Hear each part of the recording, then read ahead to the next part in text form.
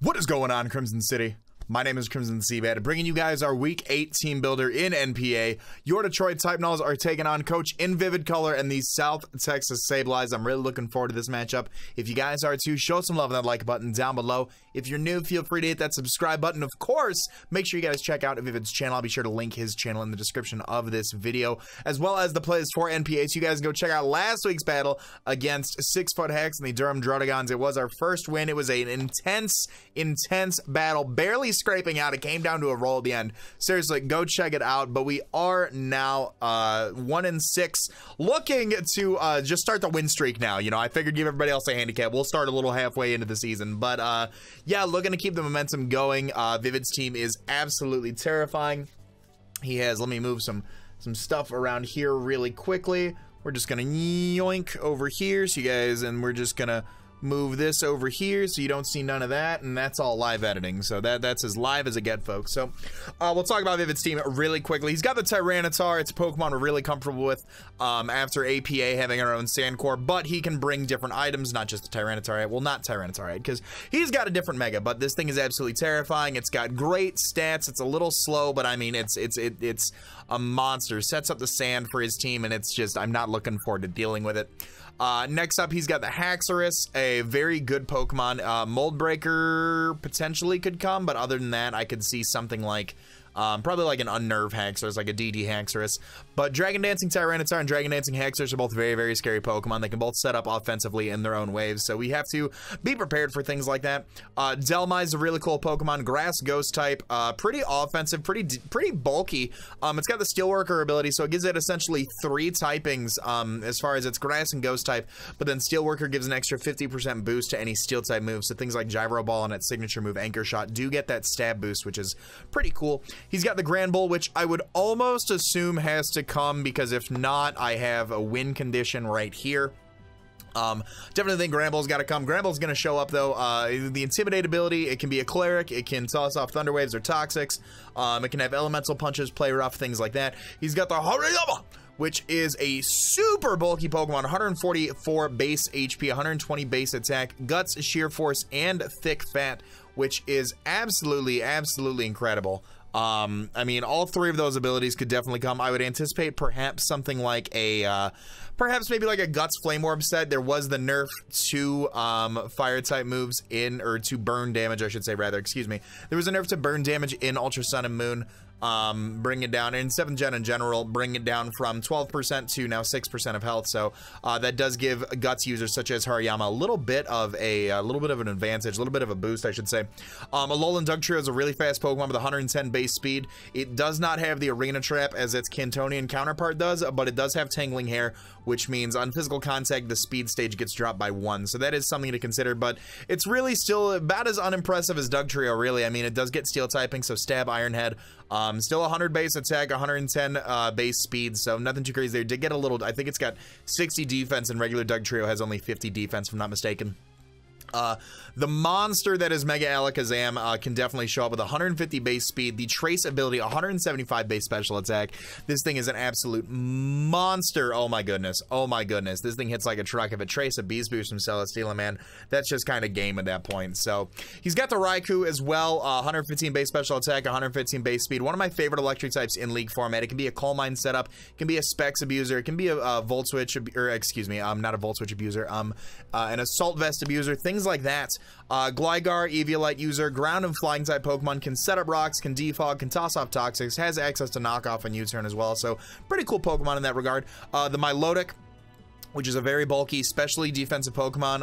Another Pokemon that also did kind of get a buff with the new, with the Flame Orb decrease, because it has Marvel Scale, so you can actually give this thing the Flame Orb, so it loses 6% of its health each turn, but that activates its Marvel Scale, which boosts its physical defense by an extra 50, so that's what kind of makes this thing a little bit of a nightmare to deal with. It can phase things out with things like Dragon Tail, it has Mirror Coat, it has Ice Beam, Scald, of course, things like that. And then the Yanmega, which I don't know if Yanmega will show up.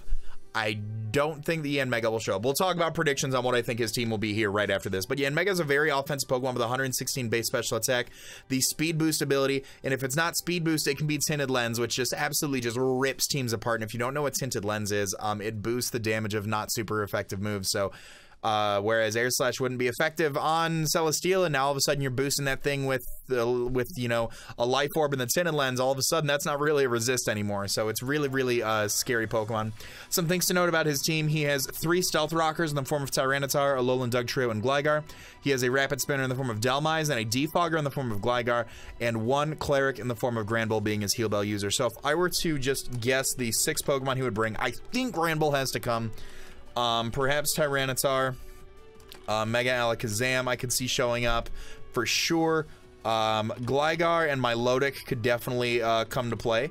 They could definitely come to play a little bit. So Granbull, Tyranitar, Mega Alakazam, Milotic, and then I'm gonna say probably, I'm gonna say for his last mon, I'm gonna say maybe like a DD Haxorus or set. So he could be like defensive core of Granbull, Gligar, and Milotic, and then have like an offensive core of Tyranitar, Mega Alakazam, and Haxorus, which is just terrifying. But I think we've got the squad that can do the job. Let's go on ahead. I want to grab this team here really quickly and toss it into the calcs, so that way I'm not talking out of my butt to you guys when I start talking off all that good, if you know what I'm saying. And if you don't know what I'm saying, now you know what I'm saying. So we're starting us off here. We're bringing George. First time George is coming this week. George is an AV Houndoom with the Unnerve ability, Pursuit, Foul Play, Flamethrower, and Sucker Punch. Max HP, 228 in special defense, and 28 in speed with a sassy nature. Now, you might be like, Crimson CBAD, why on earth are you bringing why are you putting speed investment into Houndoom and still putting, well, a negative nature? So I'm glad you asked that. So the 28 in speed with the sassy nature actually still allows us to outspeed a max speed Jolly Granbull if he's like a fast, bulky set, or even if he does bring like an offensive Granbull.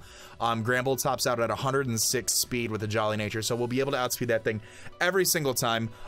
Something to note is that his Mega Alakazam does not. So Focus Blast is a 2-hit KO on this Houndoom because of our investment and because of that.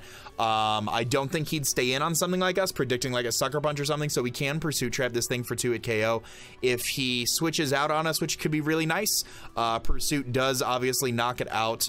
It does a minimum of 46 to 55, so given the right rolls, Pursuit can just one-shot the Mega Alakazam, which is really nice as well.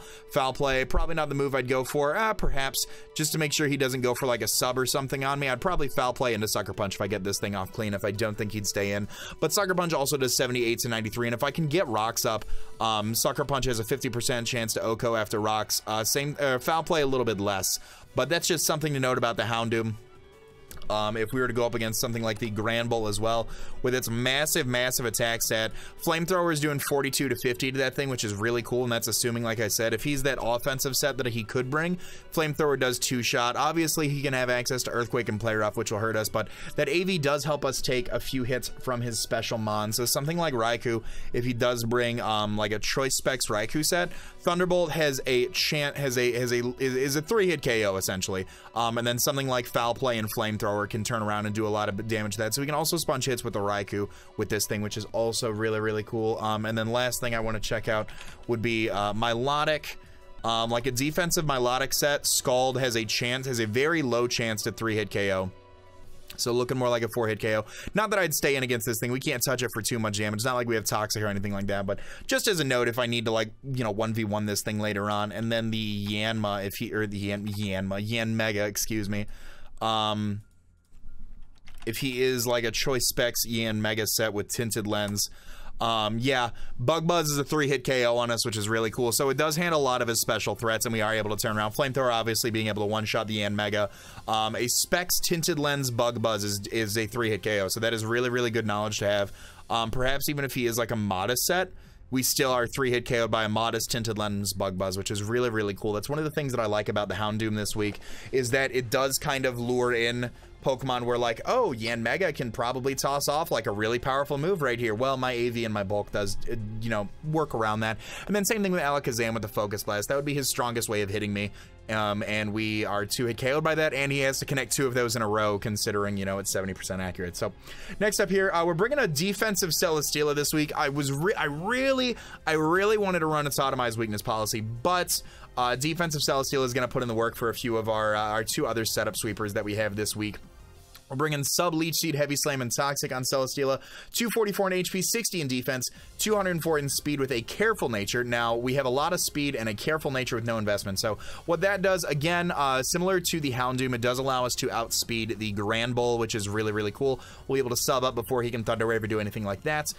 He would need to hit us with a Fire Punch, and he, you know, that would obviously be a way of being able to break our substitute. But being behind his sub is really cool. We can Leech Seed a lot of his Mons. Dhelmise is the only Pokemon. Dhelmise and then Alakazam with Magic Guard before Mega Evolution are the only two Pokemon that really that can really switch in on a Leech Seed. Heavy Slam is nice because it does a lot of damage to a lot of his Pokemon. And then Toxic is there. It helps wear down things like Dhelmise, helps wear down things like the Gligar, provided he's not immunity. I would assume he'd bring Sandvale if he is bringing the Tyranitar. But I would imagine him, if he does bring immunity, good on him. And then that's kind of a little bit of an issue, but Leech Seed and Heavy Slam should be able to kind of help wear him down. Milotic doesn't want to be Toxic or Leech Seeded. And then Yanmega, again, because putting the Careful Nature in this, it is our highest stat, so we will be getting Beast Boost in the special defense side, which will help us deal with things like the Mega Alakazam, the Yanmega, and the Raikou more, which is really, really nice. Blondie, the Piloswine is coming. She is coming back this week. Pretty standard. Piloswine is one of those Pokemon that when you bring it, it's just kind of the same no matter what, and I'm starting to love it, really. She has the Eviolite with the Thick Fat ability, Ice Shard, Earthquake, Icicle Crash, and Stealth Rock. 212 in HP, 252 max attack, 44 in speed with an Adamant Nature. This has given us the most bang for our buck. Ice Shard is really cool for Haxorus. Ice Shard is also really cool for Mega Alakazam. Icicle Crash is cool for the Gligar and the Dhelmise as well. The Eviolite does help us take the hits from the Dhelmise a little bit better, and we can turn around and click Icicle Crash. Rocks are really cool too. You know, hazards are really cool against his team. I was debating having rocks on Uxie, but I think what's going to happen with Uxie this week, and this might change. I'm not 100% sold on it, but we'll talk about Uxie. Actually, you know what? We can talk about Uxie after this, but a lot of bulk, a lot of offensive pressure, and then 44 in speed helps us outspeed uninvested Dhelmise, Grand Bull, and Hariyama. He does need a little bit in each just to outspeed us. And if he has that either means less bulk on his end or less offensive pressure, which is really, really good. So next up here, like I said, we'll talk about Cortex. We'll go into this. Like I said, this could change. Toxic could go on the Toxic could definitely go on Piloswine, and Stealth Rocks could come onto the Uxie, but Uxie is here. Defensive Uxie with the Colbert Berry. Memento, U-Turn, Knockoff, and Toxic. 244 in HP, 252 defense, 12 in special defense with a Relaxed Nature, which gives us a little bit of a slow U-Turn out.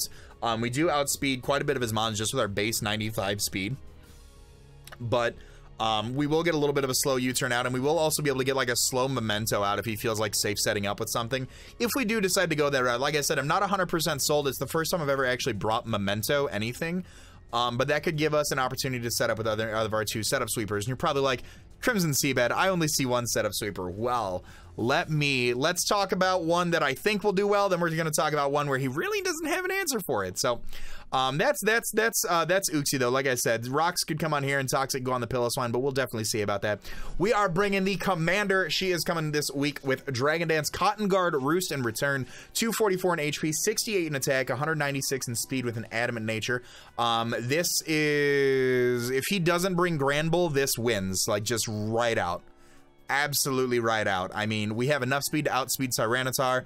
After a Cotton Guard, we are like 3-hit KO'd by Banded, Adamant, Stone Edge from Tyranitar, which is really cool. Cotton Guard also helps us sponge hits from the Dhelmise, helps us sponge hits from the Haxorus, the Grand Bull, the Hariyama, the Alolan Dugtrail. He has a lot of physical mons on there, and we will outspeed a lot of them and be able to go for things like the Cotton Guard. I really like this set a lot. Roost over here, like Heal Bell was another option on Uxie just in case he does like Toxic us or Thunder Wave us or potentially even Scald Burn with Milotic, but we can Dragon Dance through those burns, which is really, really cool. Facade was another option instead of Return just to get the boost. But like I said, if the Gramble doesn't show up, like we just kind of, like if he doesn't have a way of intimidating us, you know, we Dragon Dance in front of a lot of things. We Cotton Guard and then Dragon Dance in front of a lot of things. And then just kind of go ham with Return, which is really, really cool. Like I said, the speed is there. We outspeed Jolly Tyranitar by 1 point. We also outspeed things like, if he were to bring uninvested Haxorus, cool. We outspeed Dhelmise, which is cool. We outspeed the Gramble. We outspeed the Hariyama. Being able to Cotton Guard in front of a Hariyama is so cool. Just because, like, what does it do at that point? We do not outspeed the Alolan Dugtrio, so that is something to note if he does bring it. Mega Alakazam and Raikou can obviously hit us. We are faster than the Gligar, provided he does not have much speed investments. Same thing with the Milotic. And we are not faster than Yanmega, because I would assume he would bring some speed in that as well. But like I said, we can Dragon Dance and Cotton Guard up in front of a lot this week, which is really, really cool. And oh, and I already talked about Uxie here. So you're probably like, where's that other set of sweeper? Boom, baby! We are bringing Antidote the Cradilly. She has the leftovers with the Suction Cup ability, Curse, Seed Bomb, Rest, and Sleep Talk. Now, you're probably as skeptical as I am about this set, but I really don't see much. Like, if we can get Dalmai's pretty low, I mean, we start just kind of throwing some Seed Bombs around, man. It's gonna be good. Seed Bomb has what, 24, so we can just Curse and Rest up and Sleep Talk. And if things are toxic already from the match and we just want to go for style points, man, that's Antidote right here. We've got a lot of special defense. So Suction Cups over Storm Drain. If he has Roar on the Granbull, if he has Dragon Tail on the Milotic, if he has like Roar on Tyranitar, things like that, just ways of phasing us out. Suction Cups prevent that. So we'll be able to just Curse up in front of him, and that's why I'm not afraid of Scald Burns from Milotic, because I'm very specially defensive as is, and I can just Curse up and then rest that off, and then Sleep Talk for more Curse and more Seed Bombs. And it seems really, really crazy, but I really hope this does pan out, because if it does, you bet your bottom dollar Cradilly is getting 100% of that thumbnail. Oh my goodness, I am excited. That is our team, though, going up into week 8 of the NPA. I hope you guys have enjoyed. If you have, show some love on that like button down below. If you're new, feel free to hit that subscribe button. Go check out Vivid's channel as well. All that being said, I want to remind you guys to be great and do great. I'm going to let this outro bang. I'm going to talk to you all soon. Later.